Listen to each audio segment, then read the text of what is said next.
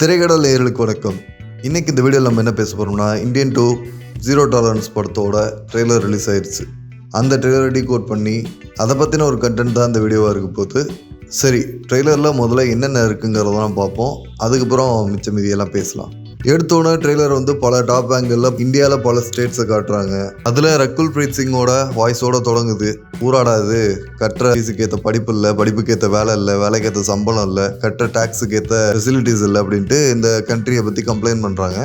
இவ்வளவு கோவம் வருது உனக்கு? எரியல, எரிச்சலாவே இருக்கு. எனக்கு என்னமோ நாள் முழுக்க எரிச்சலா இருக்கு. டென்ஷன். இந்த டைலாக் கேட்கும்போது வழக்கமாக ஒரு எலீட்டுக்கு இந்த மைண்ட் செட் இருக்கும். இந்த கண்ட்ரி இப்படி இருக்குது அப்படி இருக்குன்ட்டு ஊரை பற்றி இதை பற்றி ஒரு கம்ப்ளைண்ட் பண்ணிருப்பாங்க. அந்த மாதிரி டைலாக் இருக்குதுன்னு பார்க்கும்போது சித்தார்த் சொல்கிறாரு, நம்ம எதுவுமே எந்த முயற்சியும் பண்ணாமல் ஊரை பற்றி மட்டும் கம்ப்ளைண்ட் பண்ணிட்டு இருக்குது. சிஸ்டம் சரியில்லை, அது சரியில்லை, இது சரியில்லைன்னு குறை சொல்கிறது எந்த விதத்திலும் நியாயம் கிடையாது அப்படின்னு சொல்கிறாரு. அதில் சித்தார்த்தோட கேங் இந்த லஞ்சத்தை ஒழிக்கிறதுக்கு போராடுற ஒரு கும்பல் மாதிரி காட்டுறாங்க.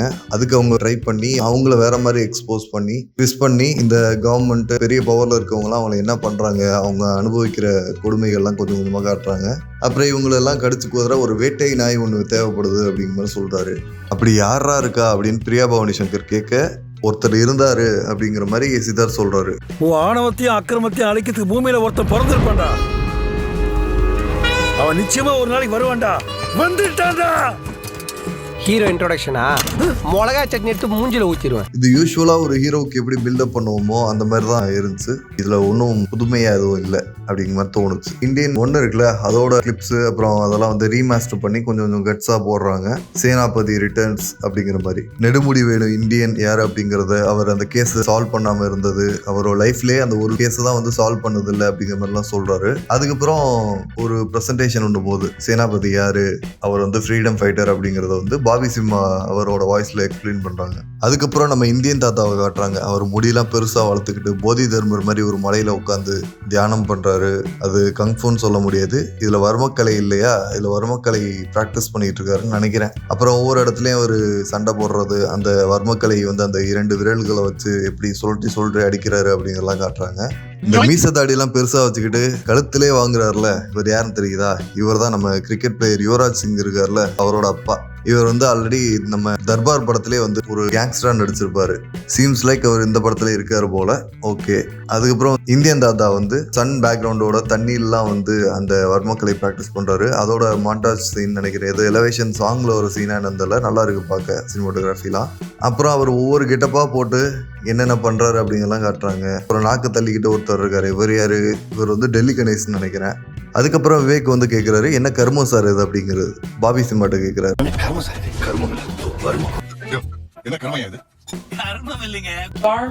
இதெல்லாம் என்ன டைலாக்னு சொல்லி வச்சாங்கன்னு நமக்கு புரியல.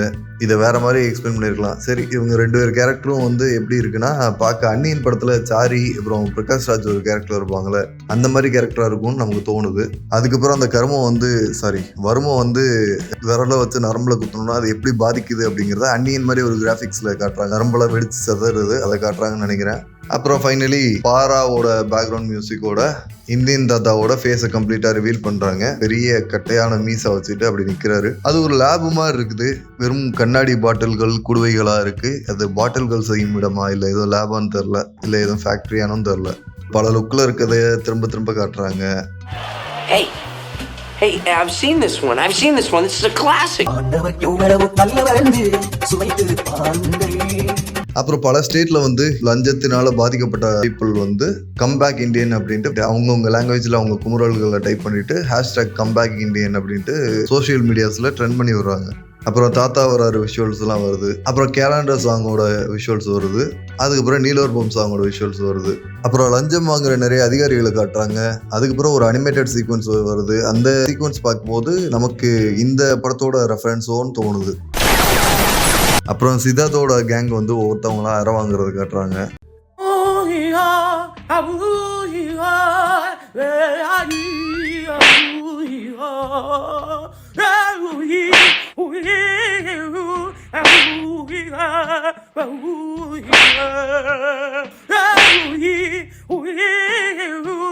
இவங்க அவங்களோட பேரண்ட்ஸ் அவங்களோட ரிலேட்டிவ்னால கூட அவங்கள புரிய வைக்க முடியல, அவங்க நேர்மையா இருக்கிறது பிடிக்கல அப்படிங்கிற மாதிரி காட்டுறாங்கன்னு நினைக்கிறேன்.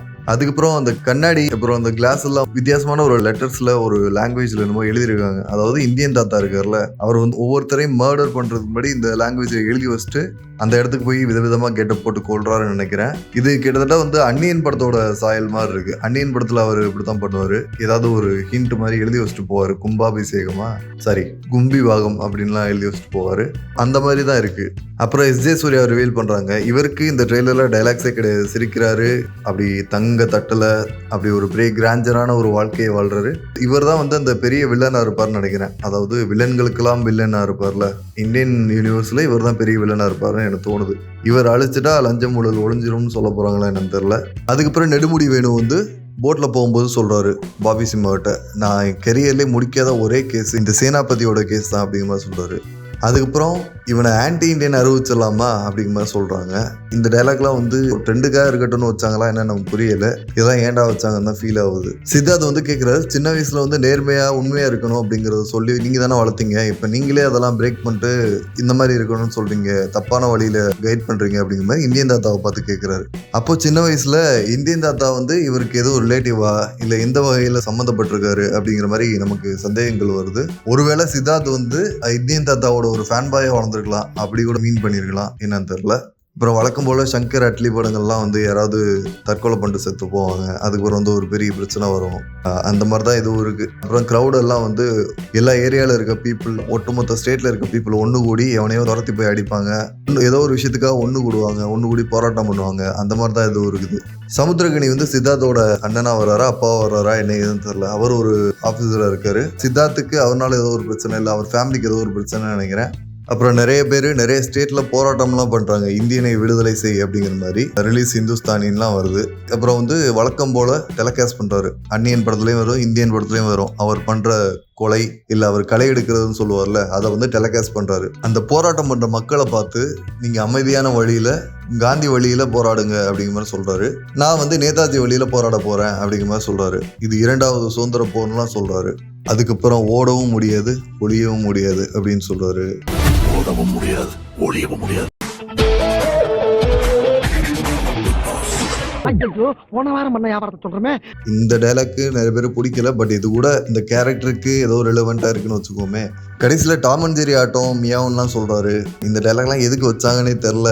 ஒரு மாதிரி இத்தனை ரைட்டர்ஸ்லாம் வச்சு ஜெயமோகன் இவங்கெல்லாம் இந்த மாதிரிலாம் ரைட்டர்ஸ் வச்சுக்கிட்டு இந்த மாதிரி டைலாக் எழுதிட்டு இருக்காங்க, என்னன்னு புரியல.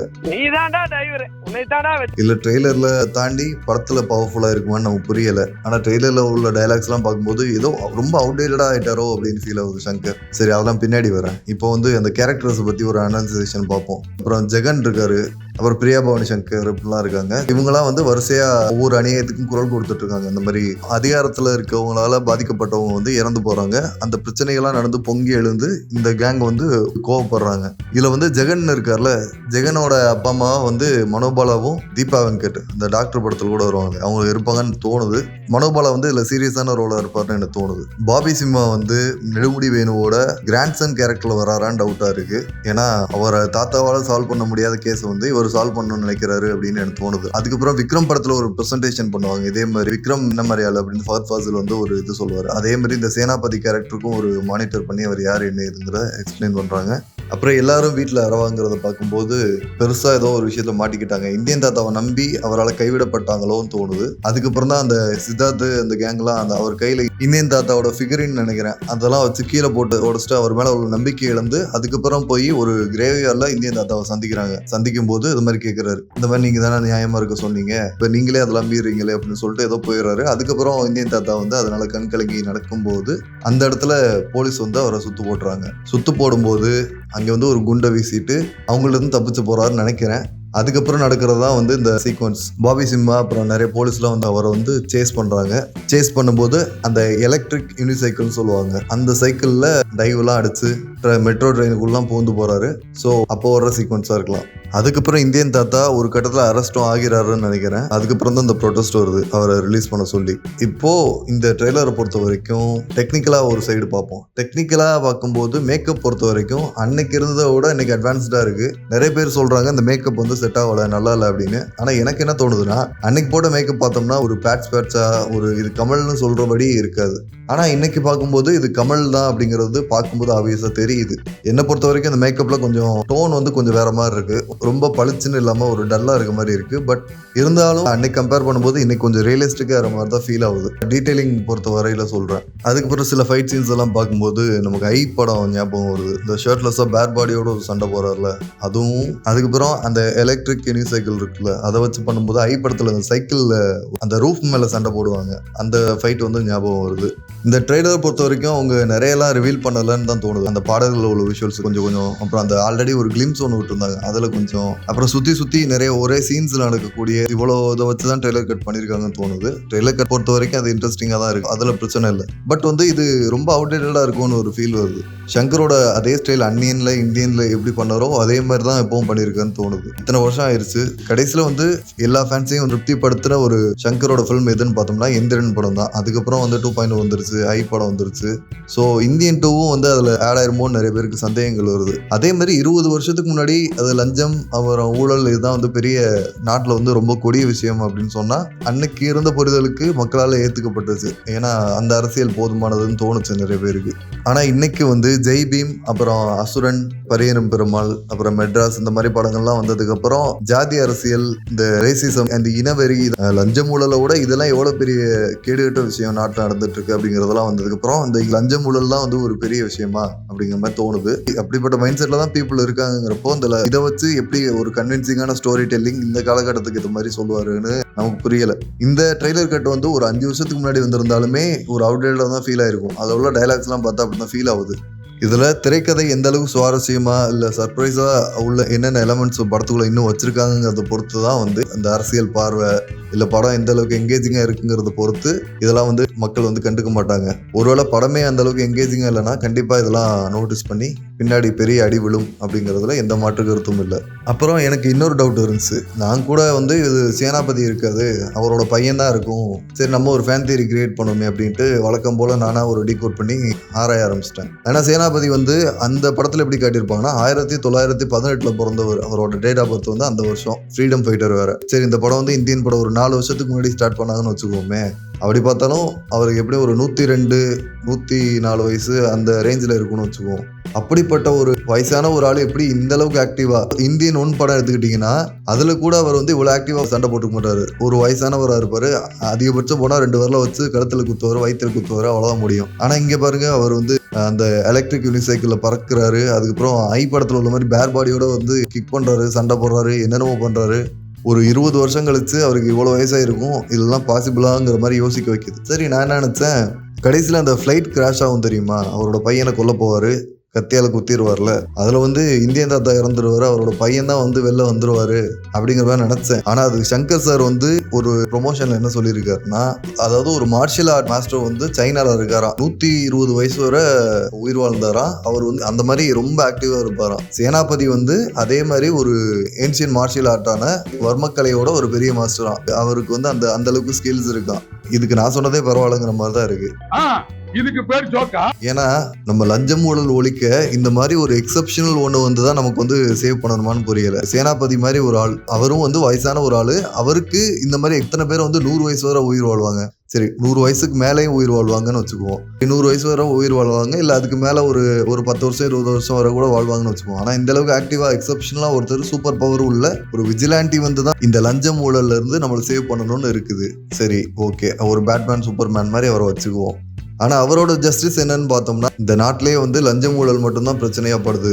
அதை தாண்டின பிரச்சனையை வந்து படத்தில் எதுவும் அட்ரஸ் பண்ணுறாங்களான்னு தெரியல. இந்த லஞ்சம் ஊழலை வந்து ஒழிச்சிட்டா இந்த நாடு வந்து இந்தியா வந்து வல்லரசு ஆயிரும் அப்படின்ட்டு சிவாஜியில் காட்டுவாங்களா, இந்த 500,000 ஒழிச்சிட்டா வந்து இந்தியா வல்லரசு ஆயிடுச்சு அப்படிங்கிற மாதிரி காட்ட போகிறாங்களா, இல்லை இந்தியன் படம் 1ல் வரும், லஞ்சம் ஒழிஞ்சிருக்காது, ஊழலும் ஒழிஞ்சிருக்காது, ஸோ அதுவரை இந்தியன் வந்து உயிரோட எங்கேயோ வாழ்ந்துட்டு இருப்பான், அவங்கெல்லாம் பழி வாங்குவான்ட்டு ஒரு அடுத்த பாட்டுக்கு லீடு கொடுத்த மாதிரி இருக்கும். ஸோ இந்தியன் 3ல் லஞ்சம் ஒழிஞ்ச மாதிரி காட்ட போகிறாங்களா, இல்லை அப்பவும் லஞ்சம் ஒழியலை, சேனாபதி உயிரோட தான் இருக்காரு, இல்லை சேனாபதியோட லெகசி வந்து சித்தார்த் மாதிரி ஆளுங்கள்ட்ட பாஸ் பண்ணிட்டு போயிட்டாரு, ஸோ சித்தார்த் வந்து அதுக்கு பதிலாக பழி வாங்கிட்டு இருக்க போறாரு, பேட்மேன் ஸ்டைலில் சொல்ல போகிறாங்களா போறாங்களாம் எனக்கு புரியல. ஏன்னா லஞ்சம் ஒழிஞ்சிருச்சுன்னு காட்டிட்டா அதுக்கப்புறம் லஞ்சம் ஒழிஞ்சதுக்கு அப்புறம் நாடு எப்படி இருக்குன்னு காட்டணும்ல. என்ன பண்ண போறாங்கன்னு தெரியல. ட்ரெய்லர் பொறுத்த வரைக்கும் எனக்கு டெக்னிக்கலா ஓகே, நிறைய இடங்கள் நல்லா இருக்கு, பார்க்க கிராண்ட்ஸா இருக்கு, அதெல்லாம் ஓகே, ஃபைட் சீன்ஸ் இதெல்லாம் நல்லா பண்ணியிருப்பாங்கன்னு தோணுது. பட் எனக்கு ஒரு திரைக்கதையா இல்லை ஒரு படமா எப்படி வரப்போகுது, அது இந்த காலகட்டத்துக்கு ஏற்ற மாதிரி இருக்குமான்னு ஒரு டவுட்டா இருக்கு. அனிருத் பொறுத்த வரைக்கும் அவர் வந்து சூப்பரா எலிவேட் பண்ணிட்டாரு. இன்னும் வந்து அவருக்கு கொடுக்கப்பட்ட வேலையை வந்து கரெக்டா பண்ணியிருக்காருன்னு தோணுது. ட்ரெய்லரை நல்லாவே அவரோட பிஜிஎம் வச்சு எலிவேட் பண்ணிட்டாரு. ஸோ இனிமே அவங்க சைடு வந்து வரப்போற அப்டேட் வந்து படம் மட்டும்தான். படம் வந்ததுக்கப்புறம் ஸ்ட்ரைட்டாக ரிவ்யூவில் பார்த்துருவோம் படம் எப்படி இருக்குது என்னங்கிறத. அது ரோஸ்டா இல்லை வந்து அப்ரிசியேஷன் வீடியோவா என்னங்கிறதையும் பார்த்துருவோம். நன்றி, வணக்கம்.